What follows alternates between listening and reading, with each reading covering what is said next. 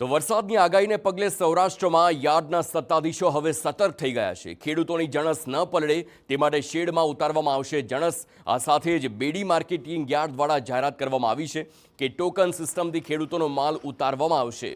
હાલ ખરીફ અને શિયાળુ પાકની યાર્ડમાં મોટા પ્રમાણમાં આવક છે। મગફળી, ઘઉં, જીરું, લસણ અને સોયાબીન સહિતની જણસની આવક થઈ રહી છે।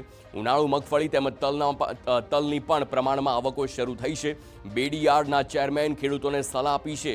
ખેતરોમાં પડેલો માલ સુરક્ષિત સ્થળ પર રાખવાની અપીલ કરવામાં આવી છે।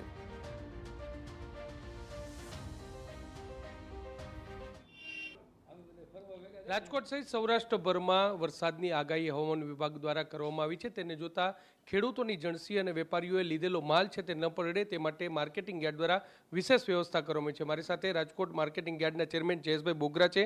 જયેશભાઈ, શું કહેશો, જે પ્રકારે હવામાન વિભાગે આગાહી કરી છે, શું વ્યવસ્થાઓ કરવામાં આવી છે? છેલ્લા 4-5 દિવસથી આ જે વાતાવરણમાં પ્રી મોન્સૂન એક્ટિવિટી ચાલુ થઈ ગઈ છે, એના કારણે વરસાદની હવામાન ખાતાએ આગાહી પણ આપેલ છે અને સરકારશ્રી દ્વારા અમને સૂચના પણ આપવામાં આવેલ છે। એને અનુરૂપ અમે ચણા અને ઘઉંના રજિસ્ટ્રેશન કરાવી અને એમના ટોકન દ્વારા વધુ જણસી આવતી હોય એટલે ટોકનની વ્યવસ્થા કરેલ છે। રોજે રોજ 100 થી 150 ટોકન બંને જણસીના મંગાવી અને એમનો નિકાલ થાય એટલે બીજા નવા ટોકન એ સિસ્ટમ ગોઠવી છે। એ સિવાયની જણસી જે અત્યારે ઉનાળુ પાકના હિસાબે તલ, સફેદ તલ, કાળા તલ, કઠોળમાં મગ, વાલ, આ બધી અલગ જે ઉનાળુ પાક છે, મગફળી, એમની પણ સિઝન હોય એટલે એ પણ અમે રોજે રોજ ઉતારી અને એમનું વેચાણ થાય એવી પૂરી વ્યવસ્થા ગોઠવેલ છે। બધી જણસીઓ 35 થી 36 જણસીઓની અમારે હરાજી થાય છે રાજકોટ યાર્ડમાં। બધી જણસીઓ શેડમાં ઉતારવામાં આવે છે। એક પણ જણસી બહાર ઉતારતા નથી અને ઉતારવા દેવામાં નથી આવતા। જે રીતે અમારી પાસે વ્યવસ્થા છે એ એટલો માલ મંગાવી અને એમને વ્યવસ્થિત સુમેળે રાખી અને એમનો નિકાલ હરાજી દ્વારા। જ્યારે છેલ્લે માવઠું આવ્યું ત્યારે જે દ્રશ્યો સામે આવ્યા હતા કે શેડમાં મગફળી ઉતરી તો પણ પાણીમાં તણાઈ હતી। 2 પ્લેટફોર્મ વચ્ચેની જગ્યામાં કેટલાક વેપારીઓએ માલ સામાન ઉતાર્યો હતો, તે માલ પણ પલળી ગયો હતો। તો આવું ફરી એકવાર ન થાય તે માટે શું તકેદારી રાખવામાં આવશે? શેડમાં જ એ મગફળી પણ ઉતારવામાં આવી હતી, પણ છેવાડાનો એ શેડના ખૂણે પાણીનો સમગ્ર યાર્ડના પાણીનો નિકાલ ત્યાંથી થતો હતો અને એકાએક વધુ વરસાદ પડ્યો એને કારણે ત્યાંથી પાણીના નિકાલને કારણે વધુ નિકાલને કારણે મગફળી એમાં તણાણી હતી અને એ મગફળી અમે ખેડૂતને નુકસાન ન થાય એ વળતર પણ ચૂકવી દીધું હતું।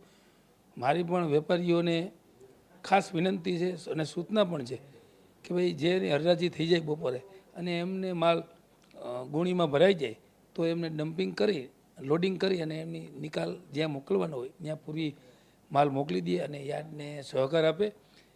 વેપારીનો માલ, ખેડૂતોનો માલ જોખાઈ જાય એટલે વેપારીઓની જવાબદારી હોય છે અને વેપારીઓ એમની વ્યવસ્થા કરવાની હોય છે ટ્રાન્સપોર્ટેશન। એટલે ખેડૂતોને પણ હું વિનંતી કરું છું કે યાર્ડ દ્વારા જ્યારે પણ માલ મંગાવી ત્યારે ઢાંકી અને યાર્ડની સૂચના મુજબ શેડમાં જ ઉતારવાનો અને વેપારીઓ દ્વારા હરાજી પૂરી થાય અને એમનો માલ જોખાઈ જાય અને એમનું લોડિંગ કરી અને એમના માલ જ્યાં પહોંચાડવાનો હોય ત્યાં પહોંચાડવામાં મદદરૂપી થાય। સ્પષ્ટપણે એટલે જે ખેડૂતો છે તેમને પણ જે અપીલ છે તે કરવામાં આવી છે કે જ્યારે પણ પોતાની જણસી છે તે માર્કેટિંગ યાર્ડ સુધી લાવવામાં આવે ત્યારે તે માલ છે તે યોગ્ય રીતે ઢાંકી અને વરસાદી જો પડે તો તેની અસર ન થાય તે રીતે યાર્ડમાં લાવવા માટેની અપીલ છે તે કરવામાં આવી છે। વેપારીઓ છે તે વેપારીઓને પણ સૂચના છે તે આપવામાં આવી છે કે ખેડૂતો છે પોતાની જણસી વેચી દે અને કે વેપારીઓ છે તે આ ખરીદી કરી લે ત્યારબાદ તુરંત જ તેનો નિકાલ કરવામાં આવે જેથી કરીને જો માવઠું પડે, વરસાદ પડે તો તેની અસર છે તે જણસીમાં ન થાય અને તે માટેની તમામ તકેદારી છે તે માર્કેટિંગ યાર્ડ દ્વારા લેવામાં આવી રહી છે। કેમેરા પર્સન ભાવેશ લશ્કરી સાથે મોહિત ભટ્ટ, TV9 રાજકોટ।